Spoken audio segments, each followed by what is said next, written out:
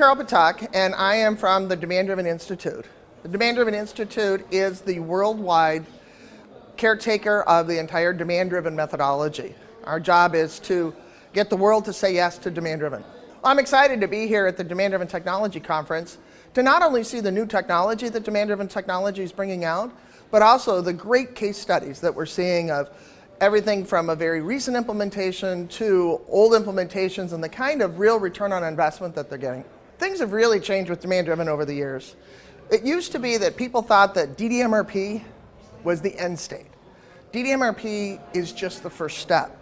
It's the first step for a company to become a demand-driven adaptive enterprise. It's not just about DDMRP. DDMRP is the necessary change in the planning engine such that a company can learn how to sense changes in customer demand, adapt planning and production, pull from suppliers, and do it all in real time. What's really new today is the concept of the demand-driven adaptive enterprise, which allows a company to go from its strategy to operations and be able to exploit its unique operational capability to drive strategic competitive advantage. S&OP is such a critical function. This is a function that never existed before. We never had the ability to bidirectionally connect strategy to operations and operations to strategy. And the reason it's so important is because with that DDMRP engine inside, now operations has a capability within a defined range to be able to react to what the market really wants.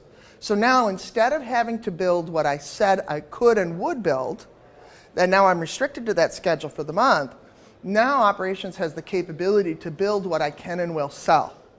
The other critical part about S&OP is how do I continually adapt the model, the demand-driven operating model, such that it is relevant, responsive, and resilient to the demands of what's going on in today's supply chain.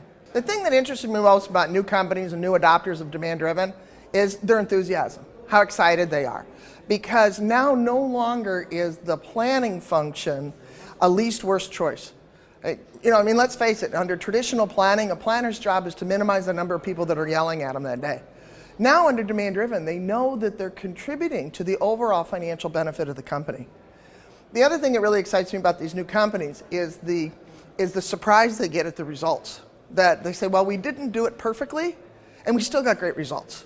And the fact that the results don't come in a linear fashion is they started, and in the first month, all of a sudden they get this jump in customer service, inventory goes down, and they're surprised. And so I just love seeing that surprise in new implementations. Yeah, the Demand-Driven Institute is all about education. We don't do any consulting. We don't do any software. We never have done consulting. We have never done software. We're all about education, the understanding of what you need to do and why. It's really important for planners to understand the why. What is the problem you're really trying to solve? So that's why we created the Institute back in 2011, is to provide this global standard such that when somebody takes our education, they can pick up any DDMRP compliant software in the world and effectively be able to use it, which means that leverages a company's investment so that something is not particular to a certain software company. Well, Demand-Driven Technologies has been the longest software company that's been involved in the industry the longest. It was the first one to achieve its DDMRP compliance. It was the first to achieve DDOM compliance. It was the first to achieve S&OP compliance. It has the best thought leaders in the world that are helping with the software.